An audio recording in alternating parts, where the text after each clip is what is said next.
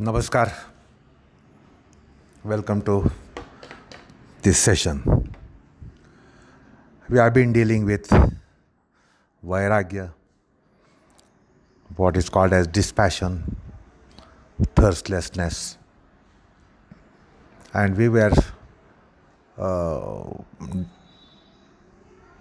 delineating on Yatamana Sagnya Vairagya, Yatamana, Niyatamana, which is of the nature of temperance and moderation. It doesn't advocate giving up, renunciation, or banishing some objects from one's life. So it is just regulation. It starts with the first step of regulation. Whatever are our consumption objects, consumption tendencies, they need to be regulated, and that too in a gradual way, so that the Vairagya sadhana does not backfire. If somebody takes a very mega step under some fever, under a kind of unusual resoluteness, the power of resoluteness dwindles after a while. And then perhaps the Vairagya is detonated. And therefore, it's a wonderful advice by Adhyatma to go by this process to start with, which is called Yatamana Sagnya Vairagya. Yatamana, Niyatamana, Niyamanamana. So it is of the nature of Niyamanam. It is of the nature of regulation. So, in other words, it is moderation and temperance. Now, this Vairagya is a kind of step taken against one's own tendencies, because the desires come out of tendencies. The desires take form based on one's own tendencies. And therefore, Vairagya is a kind of a battle against one's own tendencies. So, tendencies are very, very formidable force. And therefore, there must be a wonderful strategy when somebody is countering battle with a very powerful foe, enemy, alien. It cannot be just taking place by one's own power, because that power of the tendencies is formidable, and our power will be very, very meager. So therefore, what we call as Shakti Yukti combination, that is very important.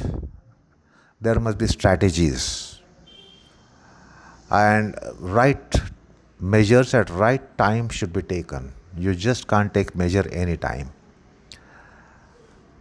And therefore, Vairagya is a skill development process, and it's not just stampeding the tendencies. That won't work. So the point is, this is confrontation or encounter with one's own tendencies.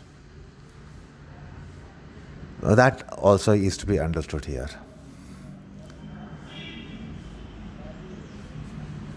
In other words, in Sankhya psychology, it is called moha. The tendencies are moha. They cast a delusive spell on us. That is why they are formidable. It's not that they are powerful and strong. In the sense we understand the strength, which is muscular strength. It's not that they are muscular in nature, but they are tricky. They cast a spell of delusion on us. And therefore, we have to understand what is to be countered. We have to understand the form of it, the nature of it, its process of operations, how does it operate, how does it work. So, in Sankhya psychology, it is called moham. And avidya is also moha, form of moha. As students of yoga, you should be knowing it. And then moha has also a previous form called tamas. Tamas means tamoguna. So tamas, moha, mahamoha, tamistra, andhatamistra are the descriptions given to Panchaparva avidya. Vasana is basically avidya. Tendency is avidya. And then it is primarily of the nature of moha. And moha is outcome of tamoguna. So the first form is tamas, tamoguna. Therefore, in yoga psychology, the instruction, age-old instruction is that we must start working against the tamoguna manifestation in us. The tamoguna should be slowly, gradually mitigated. Without countering tamoguna, any strategy against vairagya would be futile. So we have to have this psychoanalysis here that vairagya is a process. It can be a battle, or it can be a process, it can be a strategy against working of tamoguna, workability of tamoguna, and existence of tamoguna.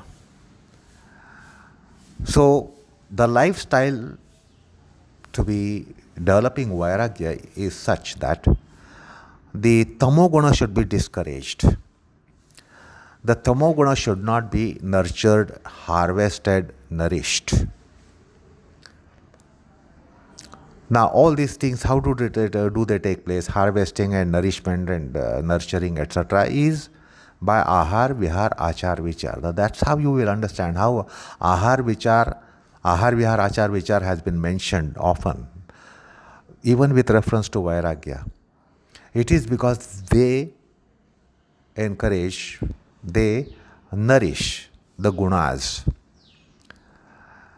So, tamasic ahar would nourish tamoguna. Precisely the food that is liked by tamasic people. Actually, food doesn't have classification. Sattva, Raja, Tama. The food doesn't have classification that this is sattvic, that is rajasic, that is tamasic. So Bhagavad Gita tells us that it is tamasa priya, rajasa priya, and sattvika priya.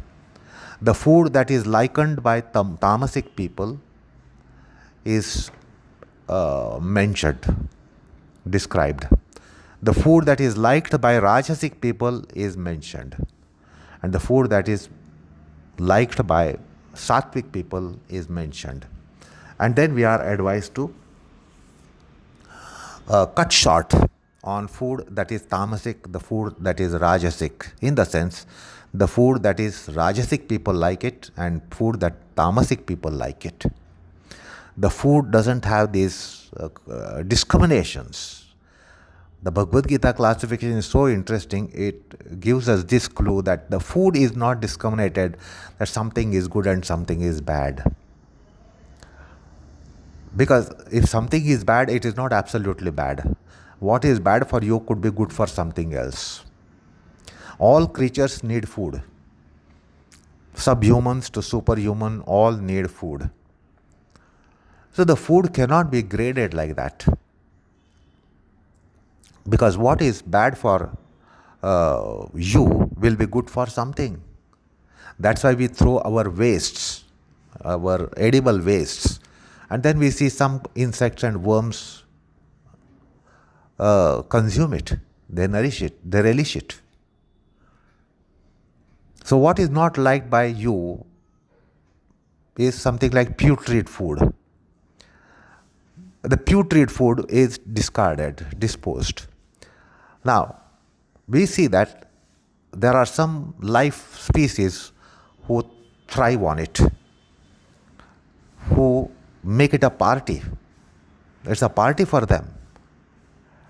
So there are so many kinds of life species, and therefore the food is not classified as such, which is important to understand, because nothing is bad in this universe, God-made universe.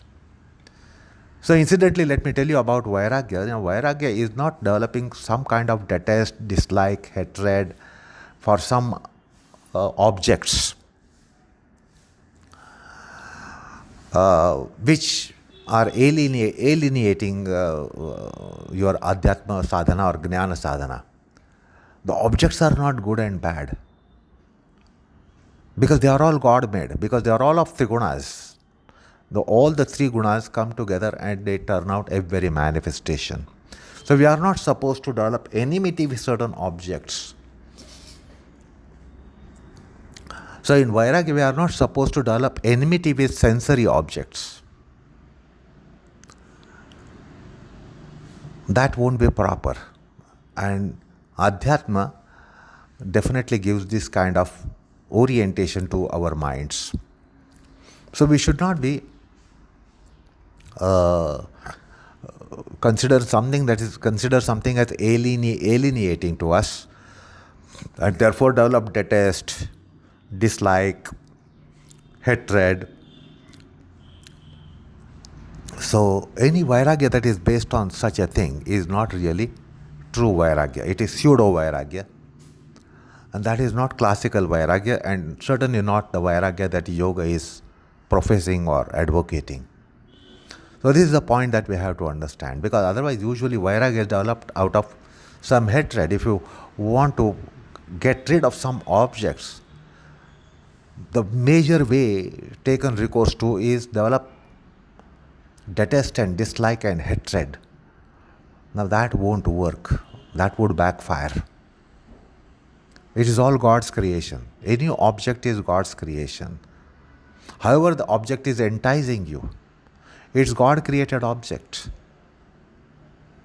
You should leave it for some others to consume, and you should not consume, but not develop enmity with it and try to banish it or try to wage a battle with it. And that's why that aspect of renunciation has come in Vairagya. You renounce it. It's not that you should banish it, destroy it. It is God-made creation. It is God-made object. So therefore, we should not develop enmity. That's a very important lesson which a Vairagya seeker should develop. That Vairagya seeker should not be developing enmity with certain objects which are disfacilitating him to inculcate Vairagya. We must go away from it. We must renounce it. We must take a bypass and not wage a battle against such objects which we think are not good objects. If something is not good, leave it. Something that is bad for you will be taken away by something as a good thing. So let it be consumed by that life species. So Vairagya is not a battle in that sense. In battle, we destroy our enemy. So if the objects are enemies to you, you are not supposed to wage a battle to destroy. So it's a different kind of battle altogether, not the idea of battle that we have, where we try to destroy the enemy, weaken the enemy, destroy the enemy. So understand this aspect of Vairagya. Because usually otherwise Vairagya is of the nature of you start developing dislike for something. If you develop dislike, you develop detest. And then you develop hatred.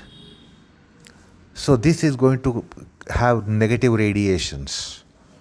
Negativity will never work positively. So this aspect of precept of classical Vairagya should be understood.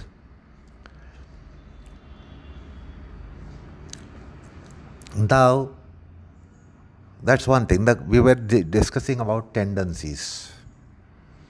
So in Vairagya, we have to encounter our tendencies. And if the tendencies are of the nature of moha, delusion, they have cast a spell of delusion on us, and therefore we really can't do anything against our tendencies.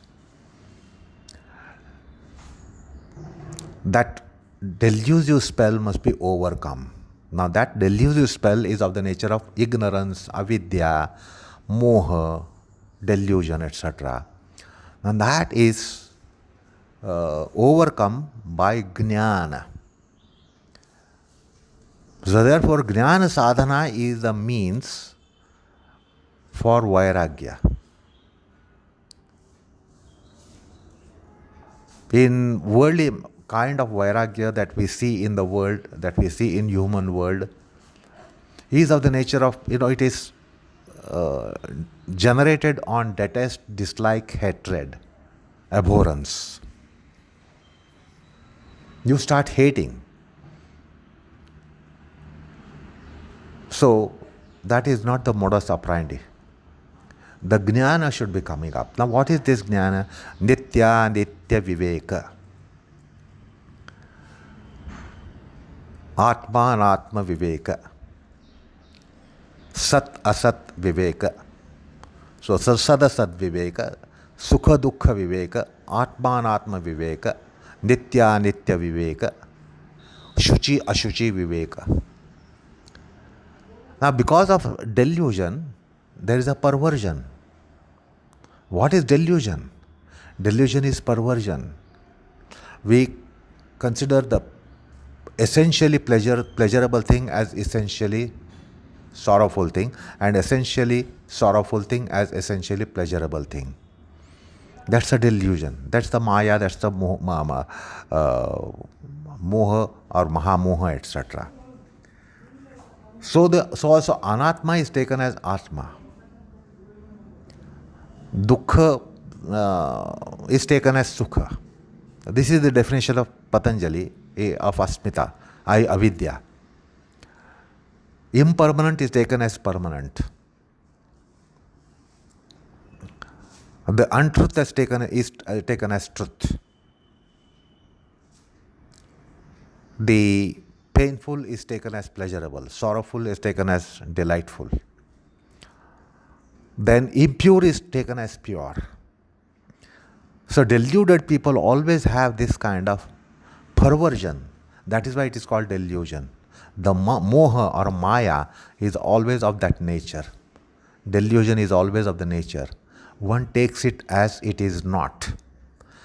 Not only that way, but one takes it something as something which is opposite of what actually it is. The sukha is not taken as asukha. Sukha is taken as dukkha. Dukkha is taken as sukha. Dukkha is not taken as adukha. Dukkha is taken as sukha. So atma is taken as anatma.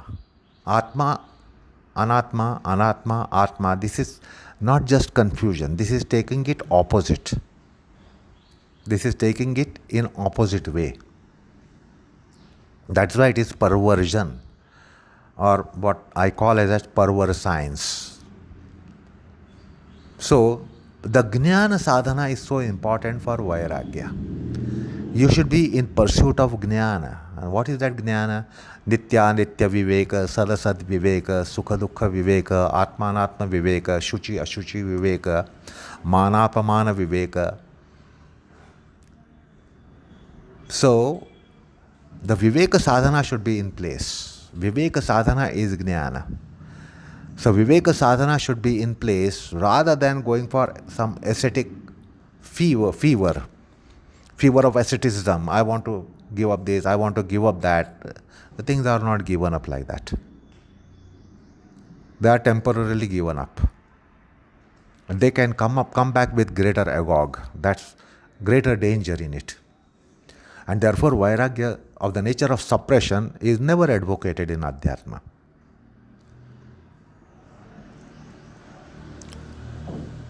So there should be this jnana sadhana. Let me know the reality. You should be in pursuit of reality. You should be distinguishing between the seeming reality and real reality, absolute reality. Otherwise, we have this confusion. It's not that we have only discrimination between indiscrimination between true and untrue. The untrue seems to be true. That's the maya, that's the delusion. The untrue seems to be true. The false seems to be true. Therefore, the vairagya is born out of jnana. Essential vairagya is born out of jnana. Now, pseudo vairagya is more often born out of sorrows or melancholy or some devastations. So usually the vairagya for we mortals comes out of sorrows, agonies and devastations. Then that won't be proper vairagya.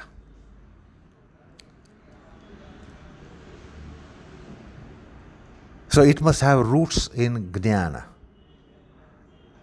Vairagya should have roots in jnana. And then vairagya will give you more superior jnana, finer jnana, faultless jnana, aviplavita jnana. But it must be starting from jnana. And jnana of the very rudimentary nature that you are trying to seek the truth, as against the belief that the untruth itself is truth.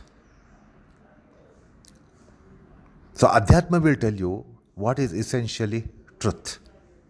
See, otherwise we all believe I am a man, it's the truth. Somebody is woman, it's the truth. I am Indian, it's truth. Somebody is American, it's the truth. Somebody is young, it's the truth. Somebody is old, it's truth. Somebody is child, it's the truth. That is called Vyavaharika Satya. That is the truth of the nature of business activity of life, truth for business activity of life. That is not essential truth. So as just now I said, I am Indian, I am young, I am man, etc., etc. Is it true? It is true. But true of what nature? Truth, it is truth for business activity of life. It is not essential truth. It is not ultimate truth. Ultimately, we are just beings. There is no gender. There is no age. The gender, age, etc. are all delimitations. They are called upadhis. So essentially, one is not a man or woman. One is not young or old. One is not healthy or unhealthy. One is not strong or weak. One is not stupid or intelligent. These are all outfits. And the outfits are so characterized that somebody is wise, somebody is stupid, somebody is intelligent, somebody is unintelligent, somebody is intelligent, somebody is lunatic, somebody is strong, somebody is weak, somebody is man, somebody is woman, somebody is young, somebody is old. So this is all with reference to clothes, anatma. The clothes which are put on by the atma, or they are put over the atma. And we refer to these clothes when we have these delimitations: caste, class, creed, gender, status, stature, age, etc., etc. We are all ageless actually. Essentially, metaphysically, we are ageless. We transcend anything like gender, anything like age, anything like conditions in which we find ourselves all the time, happy, unhappy, good condition, bad condition, rich condition, poor condition, healthy condition, unhealthy condition, strong condition, weak condition. These are all conditions of our outfits. So, the more the truth, reality influences you, the more vairagya will be coming naturally. Like when the sun rises, when the sun rises in the morning, the stars are there only. Stars don't leave their places. But they seem to have disappeared. They seem disappeared with a blazing sun coming on the horizon. The stars are neither destroyed nor made non-existent. So, with rise of viveka, rise of jnana, the major effect will be of the nature of vairagya. Otherwise, the tendencies cannot be gotten into engagement of battle and then trying to vanquish them. It is formidable force to be vanquishing like that. So the point is, appearance of jnana is like appearance of sun on the horizon in the sky, and therefore the stars don't make their presence felt.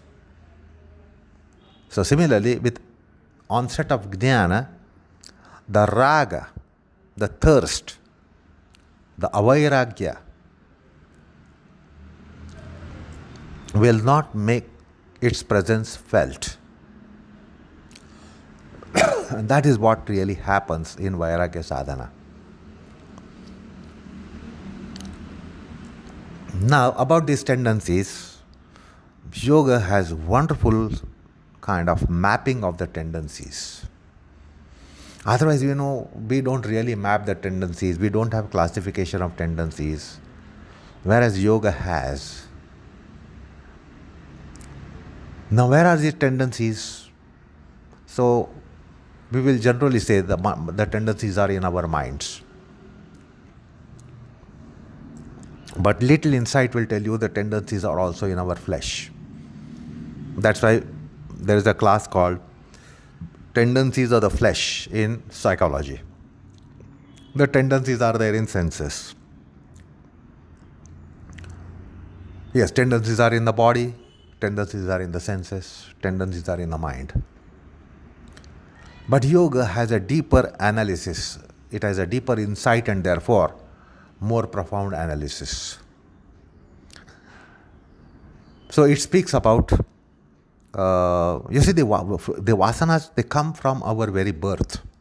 That means the vasanas are there in our very scheme and plan, the blueprint of our manifestation. That is, they are in our very prarabdha. The vasanas are very much in our prarabdha. So that is the blueprint of our manifestation. Prarabdha is a blueprint of our manifestation. Why have we manifested? What will be doing with our manifestation? What should you be doing with our manifestation? Even if you try to do something else, it will backfire. And the plan of the plan in the blueprint will certainly take front seat sooner or later. So we are born with it. It's not that tendencies have come after we were born. We are born with these tendencies. We are born with vasanas. We are born with these subliminal impressions. And now that's the prarabdha, scheme of prarabdha. Now, scheme of prarabdha is with a deeper insight in yoga shastra. They tell us about Shat Chakras. Mooladhara vasanas, Swadhisthana vasanas, Manipuraka vasanas, Anahata vasanas, Vishuddhi vasanas, Agnya vasanas. So these are different types of vasanas and they manifest differently. Mooladhara is Mooladhara. Very nomenclature suggests it is basic support. The rest are all supported by Mooladhara. So over the Mooladhara we have Swadhisthana. Over the Swadhisthana we have Manipuraka. Over the Manipuraka we have the Anahata. Above the Anahata we have Vishuddhi. Above Vishuddhi we have Agnya. So the Mooladhara, basic support, foundational support. So they are called Mooladhara Vasanas. What are these Mooladhara Vasanas? These are vasanas of any life species. It is not only of you and me, but any life species. Any human being, every human being and every subhuman being, everything that is living, it has these vasanas. Ahara, Bhaya, Nidra, Maithunam. So these are basic tendencies. These are biological tendencies. They are not our specific tendencies. They are biological tendencies. Because we are a biological being, we are having those tendencies. We could have been any other biological being, we would have had these tendencies. They would not have left us. So those are Ahara, Bhaya, Nidra, Maithunam. So the yoga technology has a process to work on Mooladhara chakra, so that you will do some culturing of Mooladhara tendencies. So something is worked at very infrastructure of Mooladhara tendencies, which is of the nature of Ahara, Bhaya, Nidra, Maithunam. So Mooladhara Kriya is there. Mooladhara processes are there. And with Mooladhara processes through Kriyas, Asanas, Bandhas, Mudras, Pranayamas, Mooladhara Dhyana, the Mooladhara chakra is cultured. It is reconstituted in a permissible range. So we try to raise it, Mooladhara, to topmost level of culture that we have in our destiny. We can't really break that barrier. It will be brought to upmost level of sublimation or purification. And then that will be also cultured. So when it is cultured, we will have better biological tendencies, ahara tendencies, nidra tendencies, bhaya tendencies, maithuna tendencies. So they will be tuned and fine-tuned. So yoga with its chakra kriya, chakra concept, shat chakra concept, shat chakra sadhana starts working on the very locus of our Mooladhara tendencies, which are ahara, bhaya, nidra, maithunam. Now if they are reformed, you can see how vairagya would be appearing spontaneously, very chemically.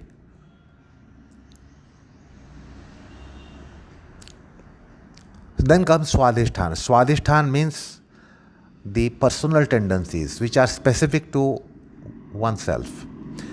That is, my personal tendencies are different than your personal tendencies. Your personal tendencies are different than anybody else's personal tendencies. So these are specifically personal tendencies, Swa Adhishthana tendencies. The basis for our Swa, the basis for our very identity, our existence. And the basis for existence is different for different lives, different people, and even different lives. What is the basis for human being to be living as human being is different than basis for a dog to live as dog, mouse to live as mouse, bird to live as bird. And then between you and me also, the basic personal tendencies for me will be me specific. Yours will be you specific. And for somebody else, it will be somebody else specific. So that is Swa Adhishthana. So Swa Adhishthana, Swadhisthana Kriya, Swadhisthana culturing, Swadhisthana tuning, fine tuning will definitely improve our personal tendencies at very, very source. Similarly, Manipuraka tendencies are there, which are intake generated tendencies, whatever we intake through our senses, through our intelligence, through our mind, through our embodiment, through our food, the food of the body, food of biological body, food of physical body, food of mental body, food of intellectual body, food of emotional body. There are so many kinds of foods. All these foods are not available in grocery shop. Understand this. Intellectual food is not available in grocer's shop. Emotional food is not available in grocer's shop. Only biological food is available in grocer's shop. We have so many kinds of foods. We don't have restaurants for those foods. We have restaurant for only one kind of food, which goes into our belly. So all kinds of food are they are selected, or we have the inclinations, desires, etc. Based on Mooladhara Chakra, Manipuraka Chakra. So Manipuraka Kriya will modify these tendencies at very infra plane, a foundational plane. So it will be chemically reformed. It's an organic reformation. Pseudo Vairagya is inorganic reformation. And essential Vairagya is organic reformation. So try to have a thought process in understanding inorganic Vairagya and organic Vairagya. Inorganic is going to be like inorganic food, which we don't like to take, particularly our times these days. We are more discriminating between organic food and inorganic food than just a previous generation. And of course, in remote generations, we never had any inorganic food. Today, we have a lot of inorganic food, and therefore, we are taking that care. Your forefathers were not eating inorganic food. So, organic Vairagya, inorganic Vairagya. This should be understood at this stage. So, we will be developing organic Vairagya by Mooladhara Kriya, Swadhisthana Kriya, Manipuraka Kriya. So the Yatamana aspect, the restriction aspect or moderation aspect, temperance aspect will not be just from will and vim and resoluteness, etc., which is psychological. This will be very biochemical, organic. So that's Manipuraka. Then Anahata Vasana. They are hearty vasanas. These are hearty tendencies. They are tendencies of the heart. If you love someone, you love with heart if it is a genuine love. If you hate someone, it is genuine hate. You love from heart. You hate from heart. You might be hating something very superfluously or loving something very superfluously. But the real heart, the real love, which will sprout from heart, hearty love. So there are hearty tendencies to be loving something, to be hating something. So that will be set right. Because you are not supposed to hate in philosophy. You are supposed to have aversion in philosophical life, religious life, yogic culture life. You should not be hating anything. So the heart tendencies which are having this basic kind of gravities to hate something and to love something will be set right. So moderation, temperance will come there quite organically. Then there are Vishuddhi vasanas, the vasanas which come by our academic pursuit, formal education, by reading, by hearing, by talking, by which we do our academic pursuit. In academic pursuit, we are supposed to read something. We are supposed to read texts. We are supposed to hear something. Whatever is supposed to hear, we have to hear the lecturers and professors, their talks. So by our academic pursuit, formal pursuit of knowledge in any realm, we collect these vasanas.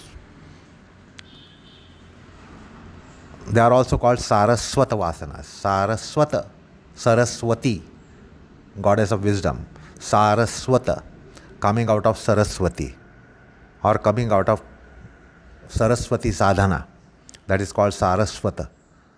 So, the Vishuddhi Chakra works on Saraswat Vasanas. And Agnya Chakra works on the Vasanas which are tendencies which really have developed workability because of your resolution power. Resolution power. If your resolution power is very weak, what you want to do, you don't succeed. What you want to avoid, you don't succeed. So the Agnya means order. Now this order must be strong, resolute, high resolution Agnya. So that depends upon the Agnya Chakra. Many of us have our desires, but they are not really potent desires because we don't have resolution force power behind it. So resolution power is important. That is Agnya Chakra. Anyway, the yoga technology works on all these chakras. They will tune and fine tune the chakras. They will work properly. First of all, they must work properly. After they work properly, you can improve their working. And if the working is improved naturally, your Vairagya sadhana is facilitated. Because you start working with something very chemical root of your tendency.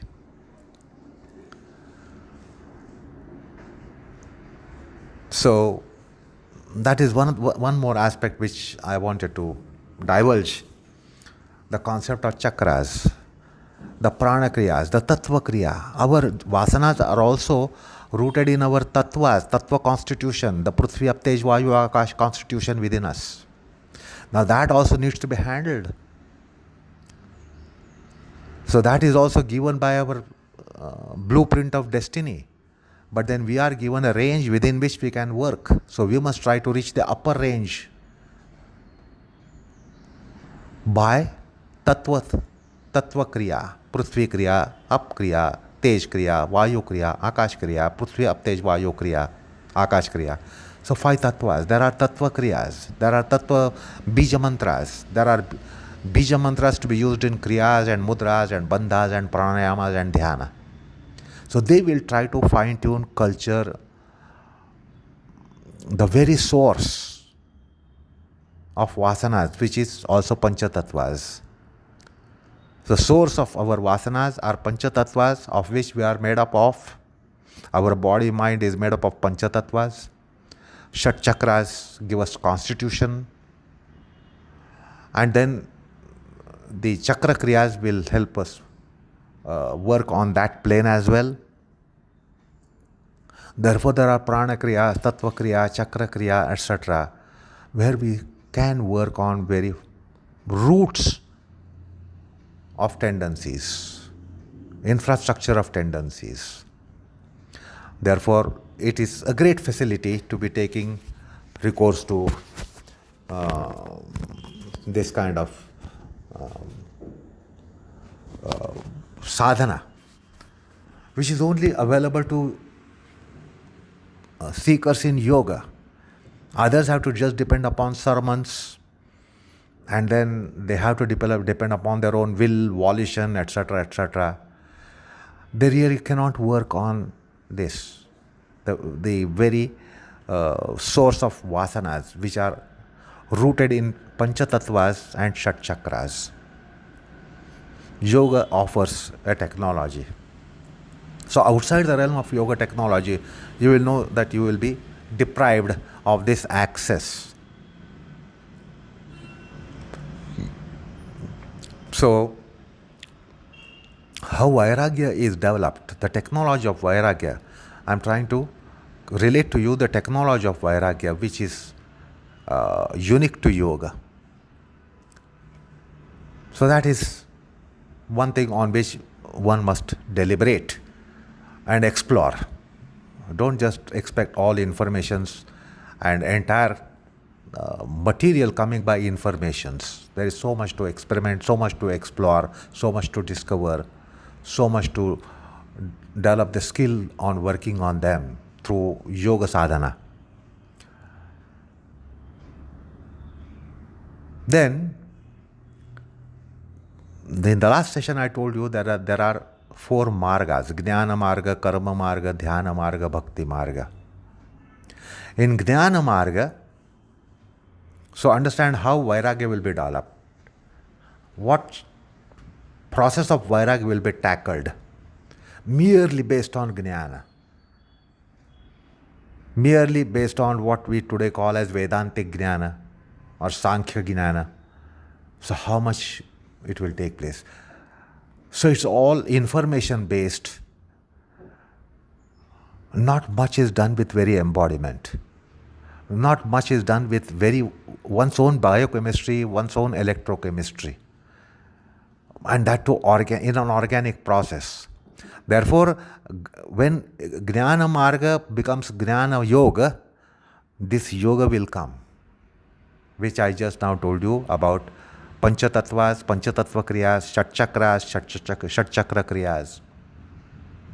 Panchatattva Sadhana, Shat Chakra Sadhana, Tattva Shuddhi, Panchatattva Shuddhi, Shat Chakra Shuddhi.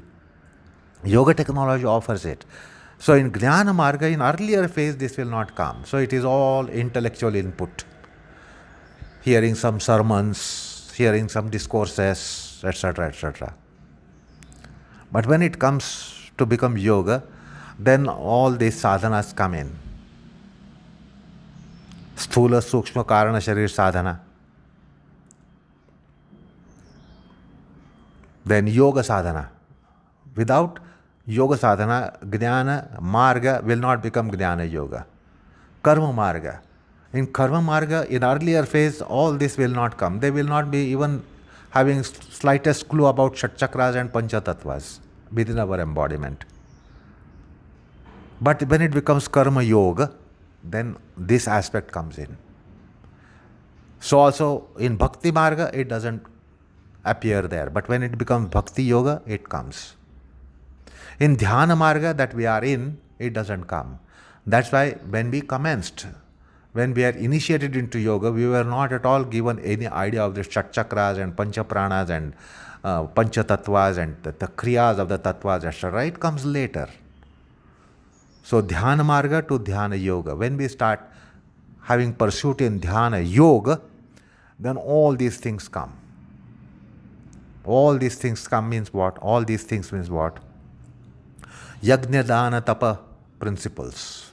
Satsanga, Sadhana Sangha, Shastra Sangha. In Sadhana Sangha you get yoga sadhana. In Sadhana Sangha you get yoga sadhana. In Sadhana Sangha you get Sthula Sharir Sadhana, Sukshma Sharir Sadhana, Karana Sharir Sadhana. Or Sukshma Sharir Sadhana, Vasana Sharir Sadhana, Karana Sharir Sadhana. Then Satsanga, Sadhana Sangha, Shastra Sangha. So Shastra Sangha means you will also open out texts on yoga, so that you will get to know all these aspects which come as yogic materials. And then Ahar, Vihar, Achar, Vichar. So when you are taking a first step in Vairagya, it doesn't, all these things do not become that significant. But when you trade in that path, all these things become important, and you will have to consider, you will have to embrace them. So the Yatamana Vairagya will really start taking place organically rather than by whims and rather by resoluteness. I have decided hereafter I will not take it. It's not that way. That's not Yatamana. Classical Yatamana is something done organically rather than inorganically. Your whim is an inorganic process because it is a fever. It's a fever. And out of fever we take some steps. That's why it is inorganic. Anyway, so this was an additional thing that I want to tell you. To just recapitulate, the Jnana source of Vairagya was the first thing today I spoke about. the Jnana source, the Viveka source. And the second one is the very technology which is offered by yoga for Vairagya, where we must delineate deeper into Shat Chakras, their concepts, their esoteric aspects, and the Panchatattvas, Prithvi, Ap, Tej, Vayu, Akash. Panchatattva Kriyas, the Bhuta Shuddhi. So Chakra Shuddhi and Tattva Shuddhi is given by technology of yoga.